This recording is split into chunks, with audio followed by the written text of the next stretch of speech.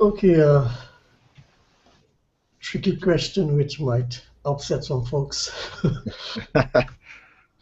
um, we tend to think of the Godhead as a Trinity, Father, Son, Holy Spirit. Or we know that in the Yod He Vav He is also man included. I guess the question is, do we consider it robbery to consider that as part of the Godhead? Uh, okay. Um, I think when you look at it from the perspective of the Yod Hey Vav Hey, the name of God there, you're looking at it from a governmental perspective. So it's the aspects of God's government that He includes man in, um, but He Himself has those four order of Melchizedek governmental perspectives of priest, king, prophet, apostle. So from that, it's a governmental perspective rather than a personal interaction. So when we engage with God, let's say, in our own heart or in our own spirit or in the garden of heaven and things, then you're generally engaging with Father, Son, and Spirit as personal personalities that are representations of God. And there is this, okay, oneness teaching and different things that God is, well, yeah, He is one, but He's presenting Himself, as three in one. I mean, it's like, if there's a triangle and you take away one side or one angle, then or one point, then it's not a triangle anymore. But the triangle is made up of three sides and three angles and 3 points. Um, we just don't understand. I mean, there are some things which essentially I don't understand. I don't understand how God can be three in one, but He is. And I've experienced Him as three individual personalities, Father, Son, and Spirit. Sometimes, though, it's just like it's God. It's just like I'm not engaging any one of those personalities. I'm just engaging God, and that seems to be sometimes how I feel. But in intimacy, it's always one of the three, personalities. So when it comes to the order of Melchizedek and Yod Hey Vav Hey, that is more of a governmental perspective that God reveals Himself, and you have the four living creatures in front of the throne engaging. You have the seven spirits of God who are before the throne, and they all carry aspects of God, although they're not God. When it comes to the government, yes, I believe He has fully brought man as a co-heir into His kingdom government, and He has uh, limited Himself into how He operates within the created realm. Does that mean that within eternity there's any limit to God? No, but He's chosen to include man in that. So you have, in terms of God being 3 times 3, or 3 + 3 + 3 is 9. Um, and that, we've talked about it before, the number 9 is a perfect number in itself. Two nines are 18, 1 + 8 and 9, 3 nines 27, 2 + 7 9. So it's always 9, but the fullness of government is 12. So God reflects Himself in the 9 firestones that carry His character and His governmental attributes. But when it comes to the high priest's breastplate, there was 12, and there's 12 foundations to the New Jerusalem, and there are 12 gates. And you have the 12 apostles and the 12 tribes. 12 is the fullness of kingdom government, and for that to be in fullness, then man has to participate in that. And it's like God Himself has a priestly function, a kingly function, a prophetic function, an apostolic function in Himself, um, but He's brought man to participate in that. So I think, yeah, we're definitely co-heirs with God and in the kingdom. Um, that doesn't make us part of the Godhead, but it does make us sons of God. And Jesus described that as being God's little g, which is what sons of God are. They're like God. They're not God, but they're like God. I think you said your gods are children of the Most High, and so like that. Hmm. Yeah, we are children of God, and I believe that we are being transformed or transfigured or metamorphosed to come into the fullness of what that really means, so that we can be truly manifested sons of God on the earth and occupy our heavenly and earthly positions of governmental authority. And Jesus, quoting the passage in the Old Testament, talks about standing among the gods, and he indicated that, well, that's who we are, and if we stand in the assemblies of God, we're not God, but we are God-like, and we're supposed to be godly. And some of it's semantics and terminology. No one would have a problem with saying, well, we're supposed to be godly in our character, but they would have a huge problem if we were called gods, because that comes from a very, sort of evangelical Protestant view of what it is to be a god. And I believe that there's way more that we will come into or understand once we begin to ascend into that governmental and image of God. So, yeah, I do believe in a Trinity, but I don't understand it, and I don't think anyone does. And if anyone says they do, I think they're probably just giving you a theological perspective rather than a personal experience. Because we could all have a theological perspective of the Trinity, and there are books of, myriads of books, no doubt, written about it.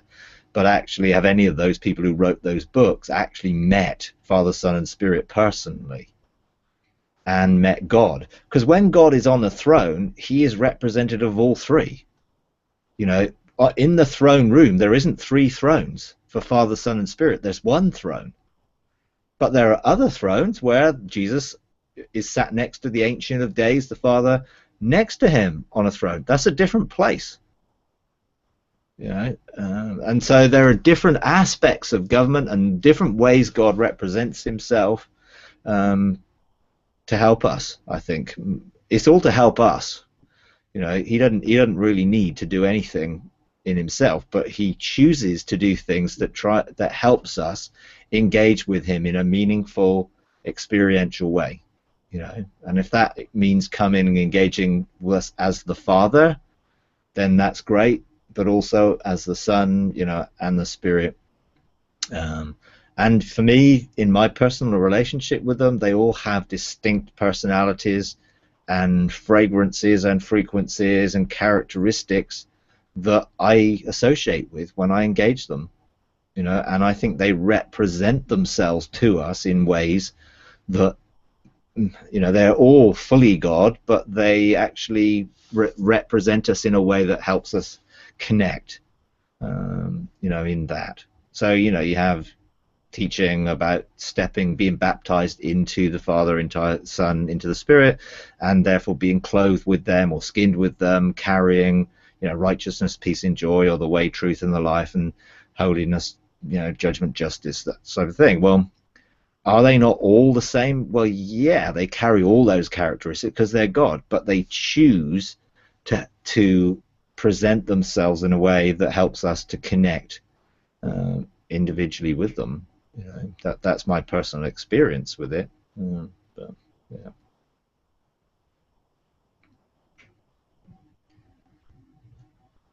So. Also, we have the same creative capacity as God. I mean, we can create universes.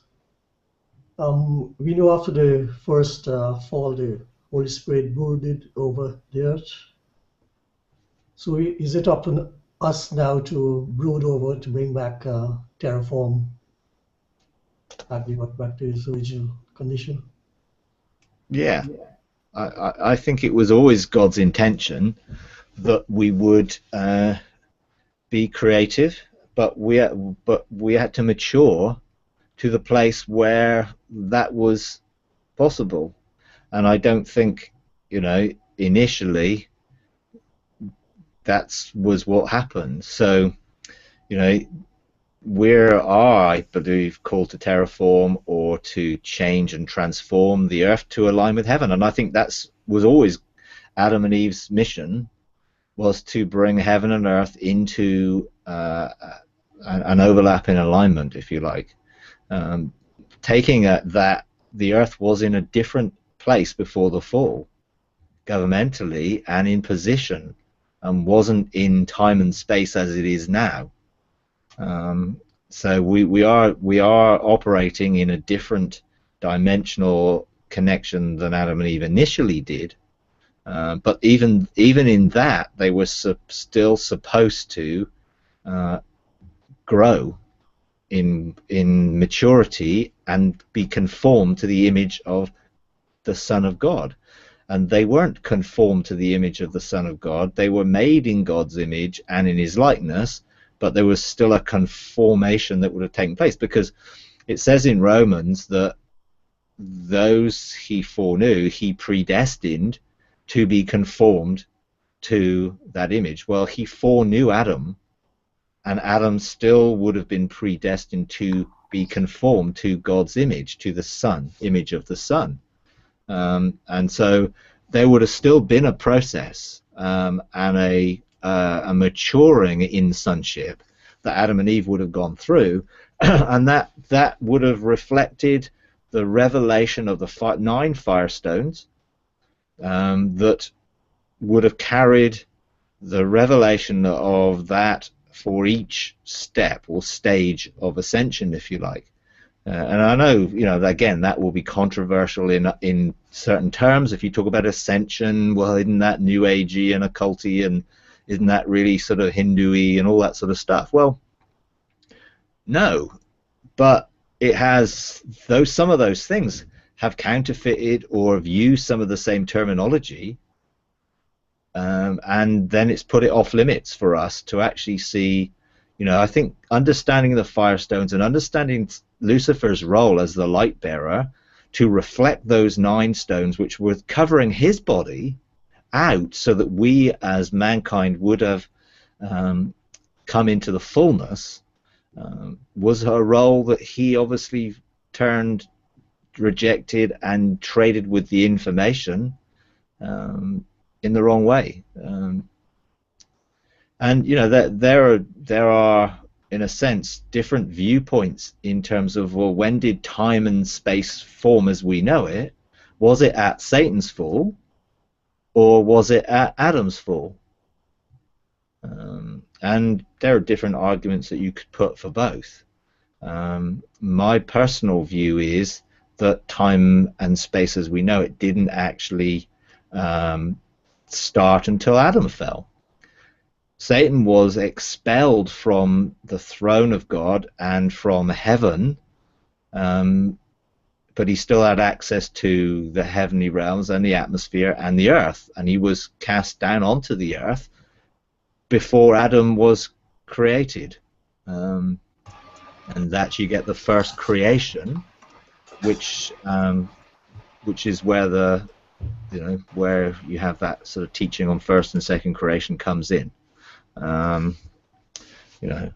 So do we and are we supposed to be responsible for being fruitful, multiplying, filling the earth, subduing? Because that was the part where Adam could have overcome Satan on the earth, and therefore the fall wouldn't have taken place, and to rule. And now, because the earth was moved out of its overlapping position with the dimension of heaven and the garden of God, now we're supposed to reconnect it in ourselves, and then bring terraforming or heaven forming. In reality, you're looking to form heaven on the earth. And the first parts of that, first stages of that for us, would be establishing cities of refuge or embassies of heaven on earth that then would take on the government of that, the blueprints of heaven, and be operating under heaven's government rather than through the atmosphere of the earth, clearing that and establishing the correct government in the atmosphere, so that then we're living in a completely different zone, if you like. We will be pockets of heaven on earth that then will expand and grow so that we will then fill the earth, and until it gets to the point where we've finished our job, and then Jesus will return and wrap it up, in regards to Satan and who he is and everything else in regards to that. So I do believe we're supposed to brood, but brooding really is just carrying a vibrational frequency which will bring something into alignment with it. And I believe if we carry the right frequency, then we will restore the frequency that has been missing, lost in the created order. There's a lot to that, you know. I mean, it's not a simple thing, and we'll grow in our I think understanding, revelation, and being able to do that.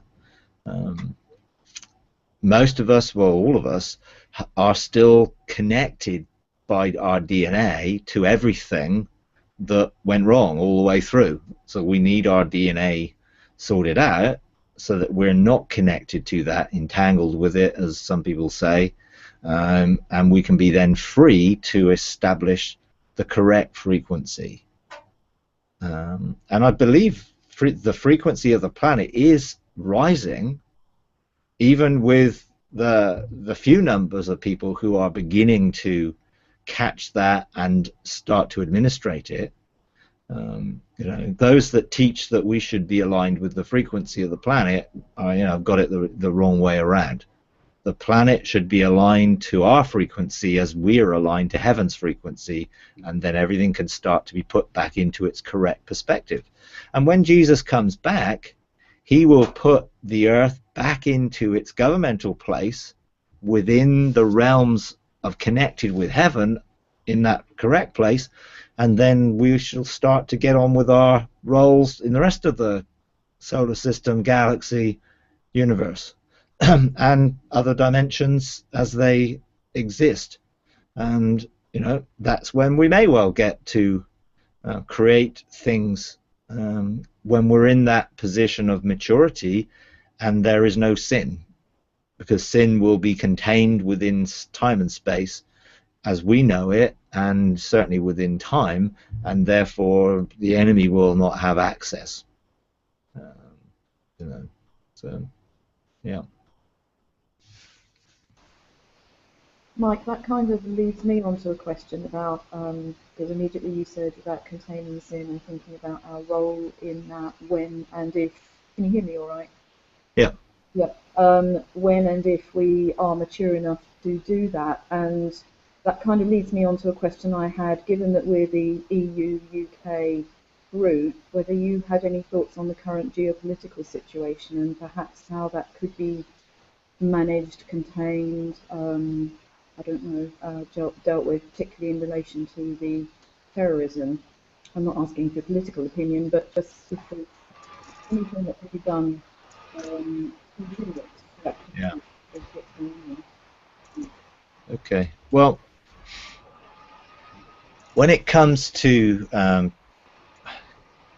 operating in the level of authority that it's needed to, in a sense, administrate those governmental things within a nation or within parts of the nation, you have to have that level of authority. And I also believe that it's not as simple as it seems, and there's a lot that's judicially or legally in place or in operation that you have to deal with if you're going to exercise. You have to subdue before you can rule, and there are lots of things that need subduing, and some of them it may not be possible to subdue at this point.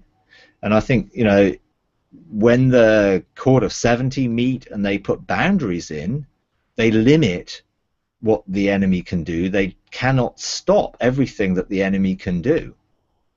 And if you think that essentially it's the people of the earth that give the enemy his power. He has no power in himself.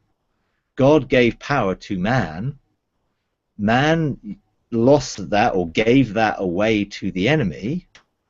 And if man is still doing that, then we have to look at how we change that. Well, the only way you're really going to change that is if more and more people surrender their lives to the Lordship of God and are not giving the enemy authority through sin. So sin within our community empowers, is under the atmosphere of the earth and empowers that which is in the kingdom of God area to operate governmentally. And you have to deal with two areas before you can stop an ark forming. So unless we deal with what's going on in the realm of the kingdom of God, whether there be giants, dragons, or other spiritual forces operating there, and what's going on in the atmosphere of the earth, empowered and directed by that, whether we call that territorial spirits or principalities or powers or rulers, thrones, those things are not actually bad things. They're just occupied by the wrong angelic beings. And there should be thrones and rulers and principalities within the atmosphere of the earth, just those that are being assigned by God to occupy and help us govern in those perspectives. So what can we do? Well, I believe that a lot of what people are doing now is limiting what the enemy does. And in a sense, we see some of the terrible things that happen, tragedies, and we see a lot of people dying, like the Paris thing and other things like that. And it almost focuses our attention. How can we stop this? But if you look at how many people are being murdered, killed, trafficked around the world every day, it's way, way, way beyond an event like Paris. Not to minimize that, because obviously it affects people's lives and families and everything else. But how many lives and families are being affected every day by sin in our nation? And in the world in general, way, way more than those events. So we have to see the bigger picture and look at how we can actually see the whole thing transformed and changed, and in the meantime are able to administrate and limit the enemy's activity until we remove the legal rights that he has. And it's it's not easy. When I don't want to get political about it, but where do these things come from? A lot of the political things, if we continue to try and bomb them out of existence, or if we continue to try and fight fire with fire rather than coming in the opposite spirit, then all we're going to do is create more of what there already is. So we need to come from love. And the kingdom is a kingdom of love. And if we were to treat those people who are treating us badly as the Bible suggests, so that we can bless them, forgive them, and bless them, then I think the situation long term will change. We're not going to change it politically, because politically, God spoke to me very clearly about this and said every government operates from a perspective of fear. The majority of their policies and decisions are based in fear, either fear of loss or fear of attack or other fear-based motivations. And therefore none of those will solve the problem, because all that fear does is create an opportunity for the enemy to bring it upon people. So we have to come from a different perspective, which is love, and perfect love casts out fear. How do we come from a position of love? Well, for a start, Christians need to stop operating in revenge and judgment. And when it comes to things like this, however difficult it is, we have to forgive, and we have to bless, and we have to therefore, I'm not saying we just stand there and let people come into our houses and steal from us. Well, no, we've got a right to defend ourselves in a sense from attack, But that's very different from the attitudes that are expressed in political solutions or military solutions to these things. And I think individually, I think we have access to rule our own homes, households, protect them, and put shields up. And as long as we individually do not give the enemy any legal rights through fear in our own lives, I think we can be protected and do not have to be subject to any of the things that are going on. And you see that in terms of things like natural disasters and tornadoes hitting places, and people stand and sort of take authority, and the thing goes around their house. And their house stands when everything else in the whole neighborhood is completely demolished. So I think we can certainly rule and establish the kingdom in our own situations so that we're not subject to those things, and we can establish cities of refuge which will not be subject to those things once we're operating governmentally. But ultimately, we're supposed to disciple the nations, which means we're supposed to teach the nations to operate in a kingdom of God perspective, and that means coming from a position of love. And I think that is a huge difference from what's going on right now, and isn't going to be solved in a very short period of time. We have to establish the embassies and the beachheads that will then start to see the harvest come in. And once we're start to have the momentum of a shift, we don't have to have equal numbers to be effective. If one can put 1,000 to 10,000, then there's an exponential perspective that we can begin to carry, but we need to have enough momentum to have government begin to establish. And I don't believe we have that right now.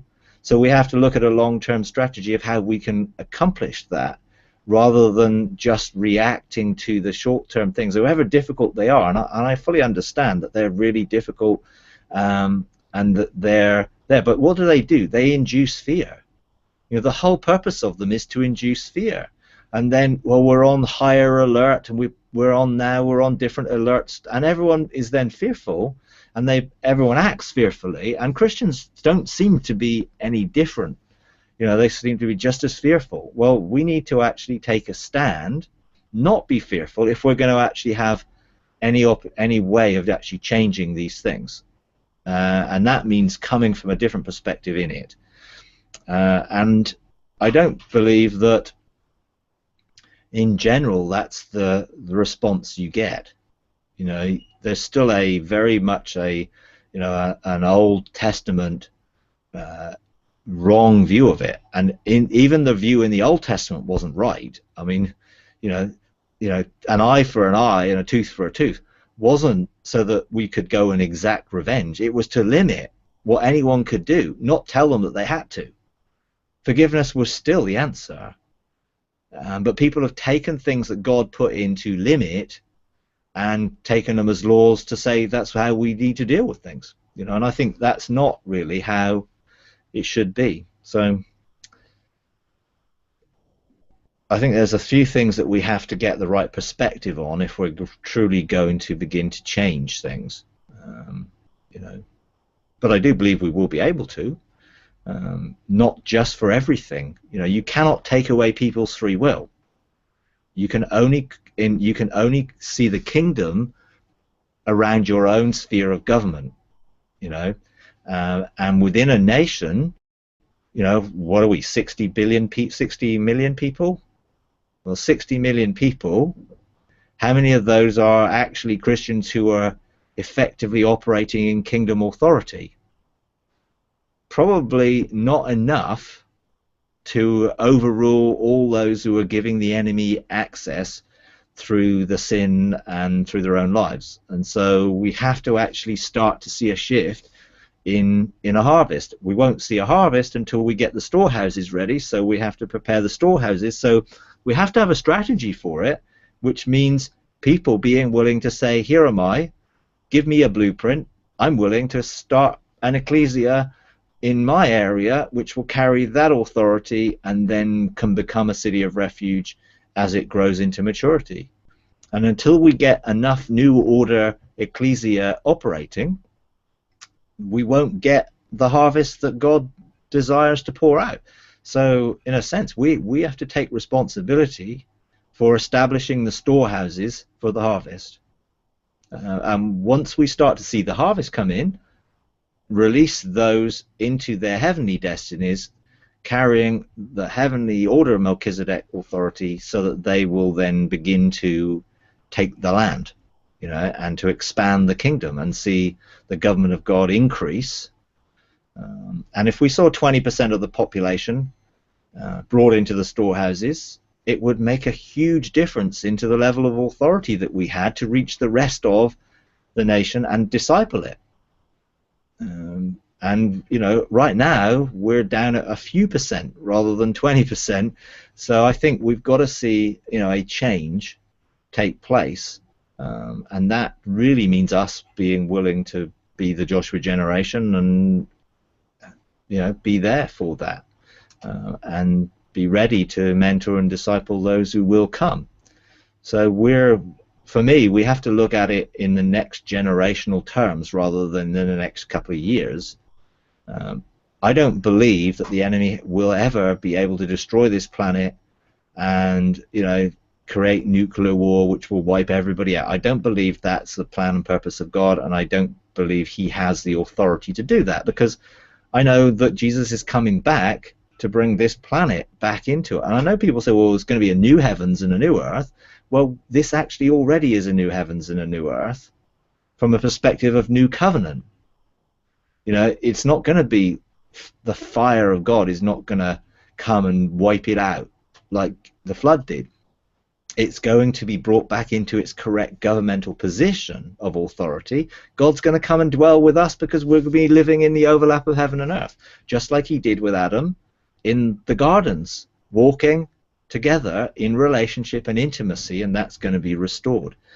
So I believe we need people to take a bigger view, a larger picture view of this, and to begin to see how we form a strategy of doing that going forward.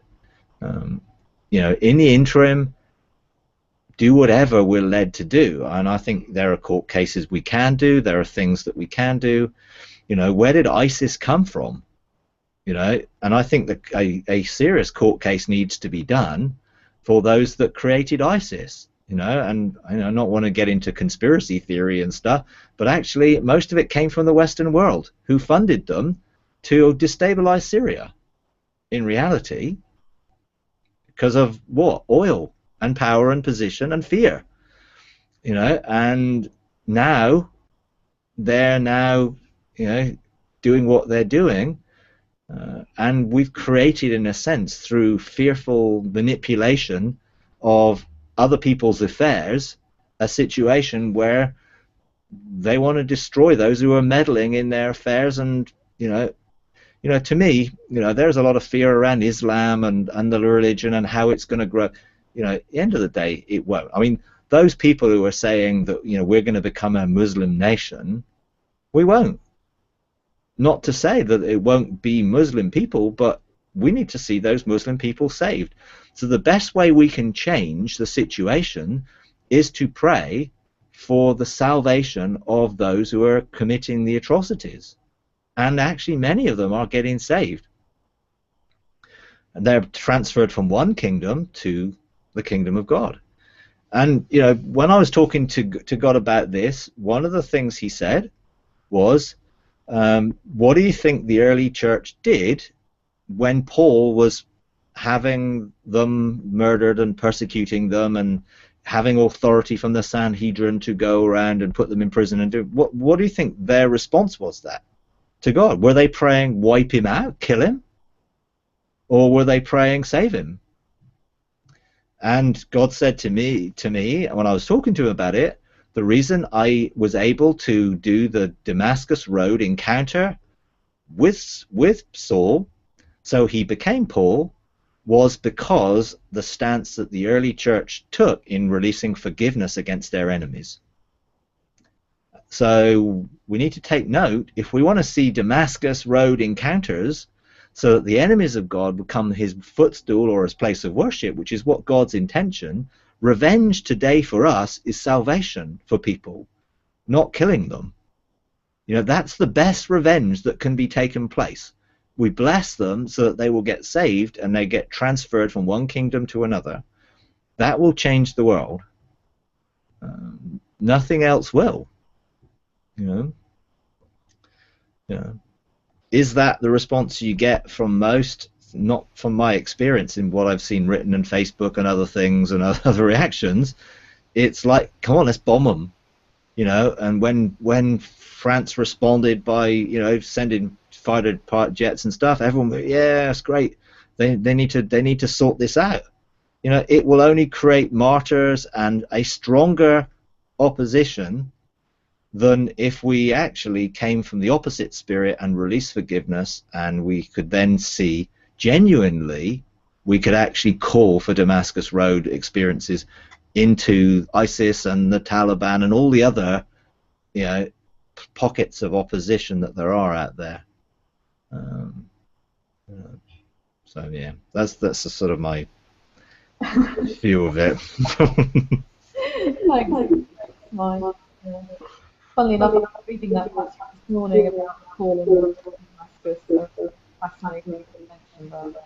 Yeah. Yeah. Doing things right, survive, everything. So, thanks. Okay. All right. Anyone else got any lighter topics they want to talk about?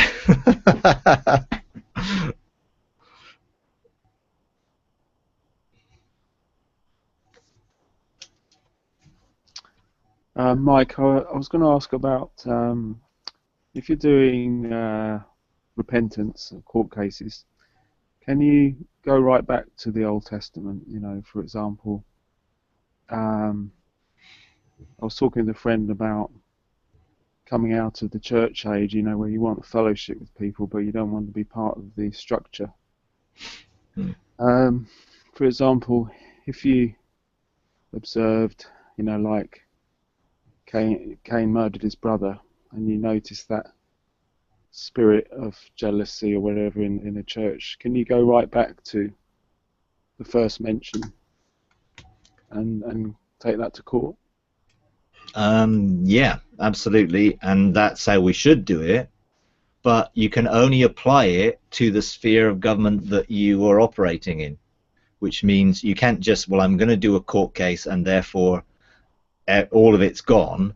You have to apply it specifically and target it at that which you have authority to deal with. And you know, otherwise, you know, we would do a couple of court cases and everything would be hunky-dory and that will be it. So we have to apply it into those areas, but certainly dealing with first mention or first principle of it is absolutely key, because in a sense, you know, it obviously wasn't just a spiritual thing which was the problem, and that's, you know, the spirit behind it also operated within the seed that it produced. And there was the seed of Cain, which wasn't just a spirit. You know, it was operated within humankind, if you like, you know, in mixture and pollution of the seed.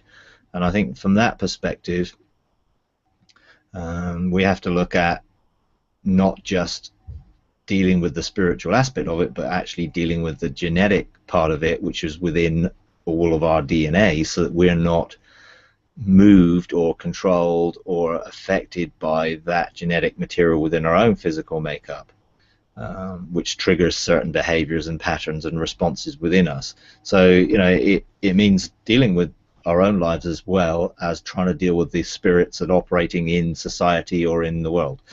And a lot of, you know, people look at the Old Testament and they look at obviously God's seemingly very harsh response to certain things, like wiping everyone out in the flood, and wiping out a whole city and different things, Sodom and Gomorrah and different things, you know, and his injunction to, you know, to Joshua going into the promised land, you know, to wipe them out.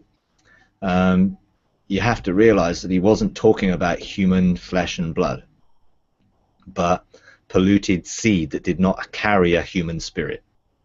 and therefore that's very different. And we definitely need to deal with that very differently from dealing with people. And dealing with people where there's mixture of seed, predominantly we are human and have a human spirit, but there's still mixture within our genetic makeup which gives access to the enemy to trigger things in our lives. It's a process of being transformed to deal with that. I don't no, I'm not really going to go down that route anymore, but it's like, there's a lot of, again, conspiracy stuff about, full-blown Nephilim spirits and spirits of Cain and serpent spirits and all that stuff. For that to be true, there would have to be something different genetically that took place, and I don't believe it's done. If you go back to Noah and you see Noah's offspring, Noah was pure genetically. He was righteous in his generation, so pure genetically. We don't know about Mrs. Noah, and we don't know about Shem, Ham, and Japheth because we don't know what was passed on to them. We know that the line that came where Jesus came from must have been genetically pure. So we know that Noah passed on his pure genes, and that in terms of 23 chromosomes from him, the part that his wife paid must have been pure. But genetically she could have been a quarter or half pure, and there might have been other things in her genetic makeup, which she then passed on to Ham, and then on to eventually to Cain, which again you had Nephilim and giants in the land who were not genetically human.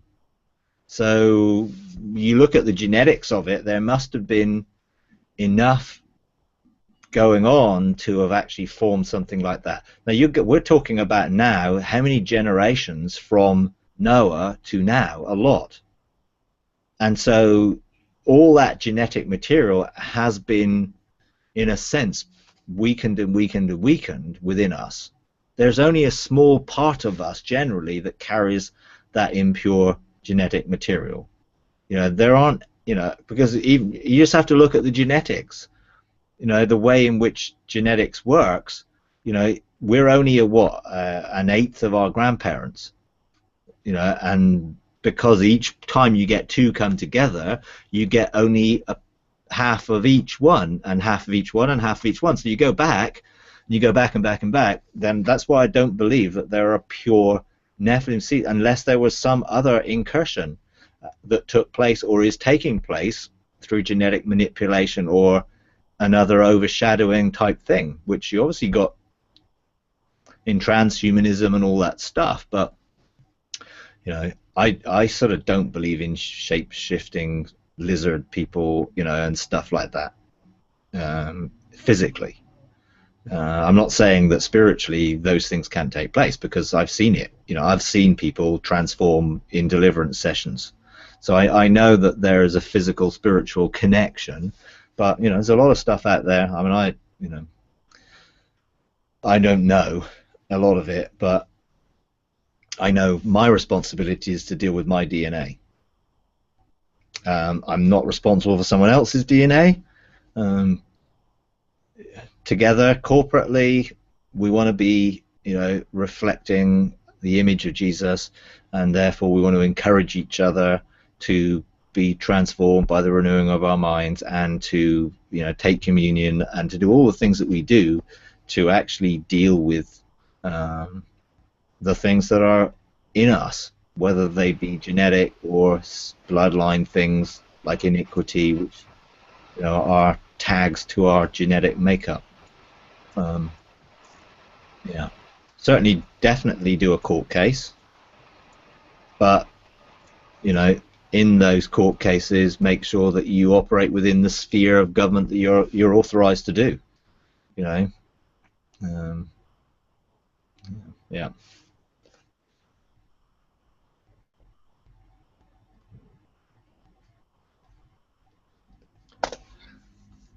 Okay. Anyone else?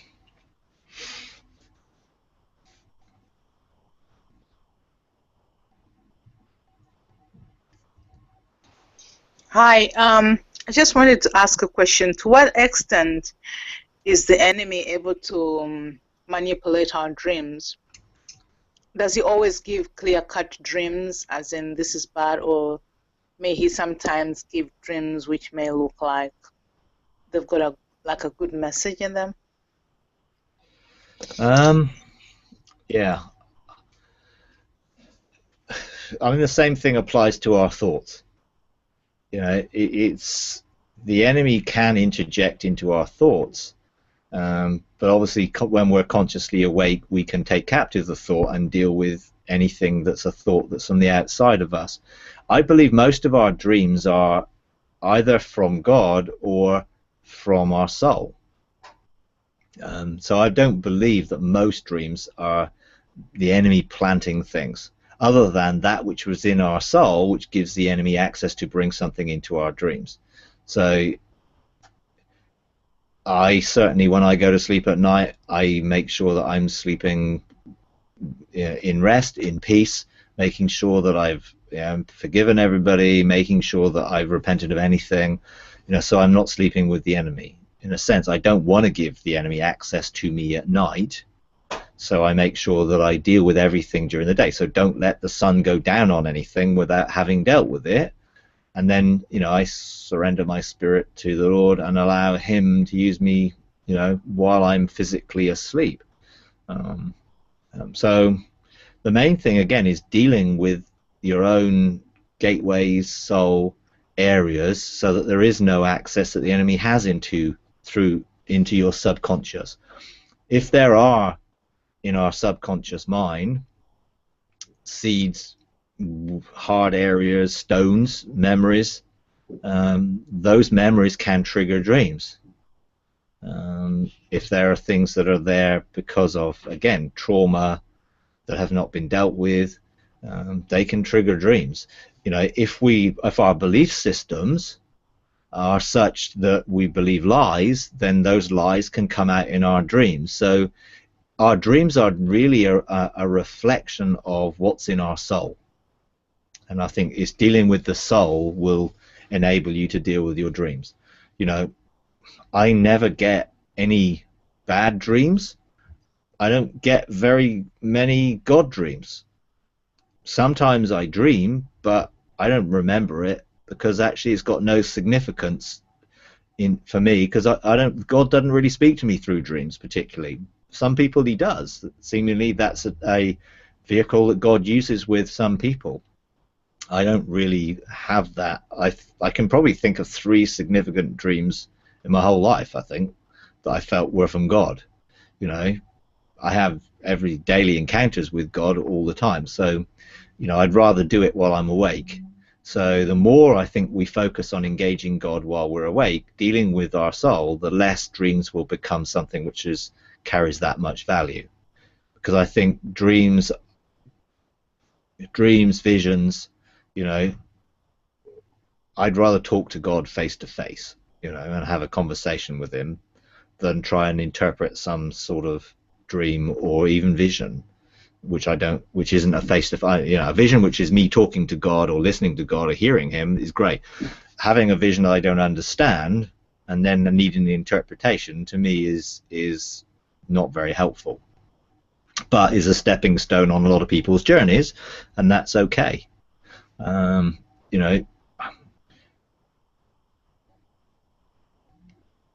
I think you've got biblically patterns where God interjected in a dream, but it was very much more of a very, very vivid, real experience rather than something which was not tangibly connected to.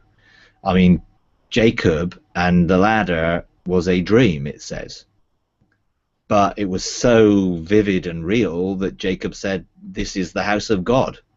This is the gateway of heaven." I mean, it was that level of encounter. God put Abraham into a deep sleep when he then encountered with the fiery torch and everything else. But there was very much a a a real encounter in it, rather than it being out of that. So, and I think a lot of it is we're getting to the place of maturity where we can step into and engage God, not having to go through those things because we've got access to go beyond the veil.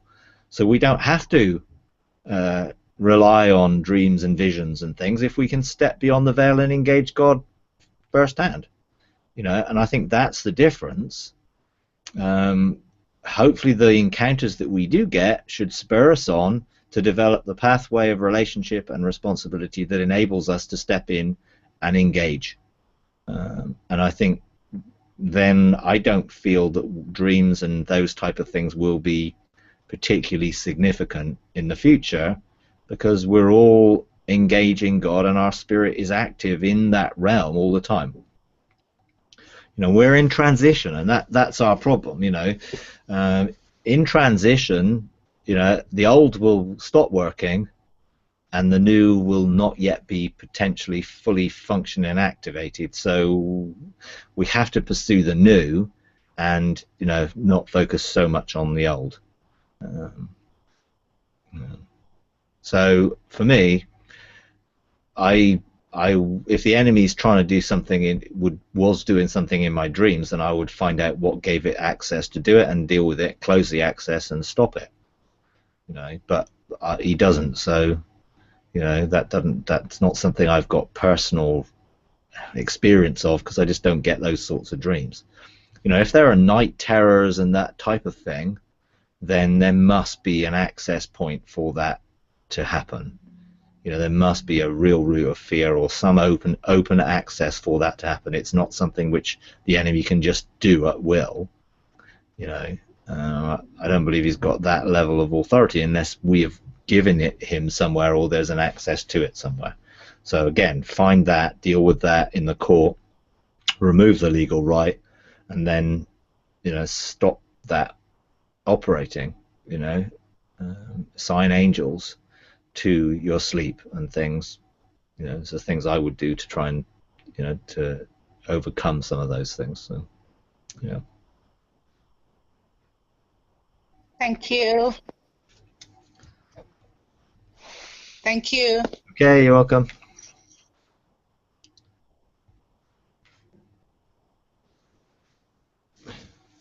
Okay, got a few minutes. If anything else. Mike, if no one else has got a question, could I just ask you about, you talked about meeting at Days of Wonder Daniel, Joseph, Joshua and Enoch, and engaging with them in an experience. How can I ask them?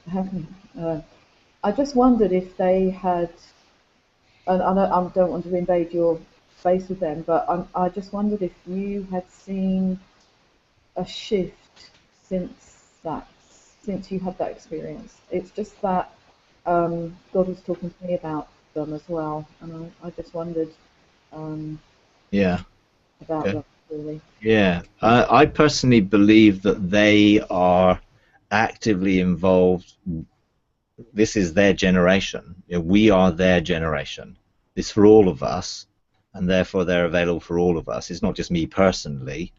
For me, I was just, hey, this was something that then opened up that revelation was, okay, we are not just the Joseph generation, we are also that. And you could throw in David in there as well, because I think David is probably the one who most epitomizes, king and priest, and his tent and tabernacle, if you like, open heaven, God in the midst, that type of connection.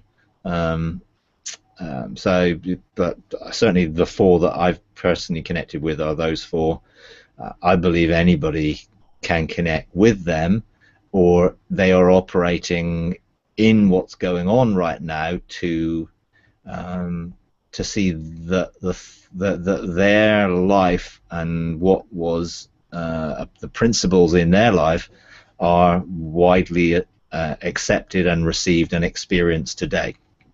So walking like Enoch walked, coming out of the prison and taking authority like Joseph, Joshua, having that mantle of authority and leading people to their inheritance, each of those things, Daniel having revelation of the kingdom and how the kingdom functioned and the manner of the house of the Lord and all that, all the aspects of that are what they want to impart or make sure that this generation has revelation of, so that this generation can fully function in who they are and who they're called to be in that.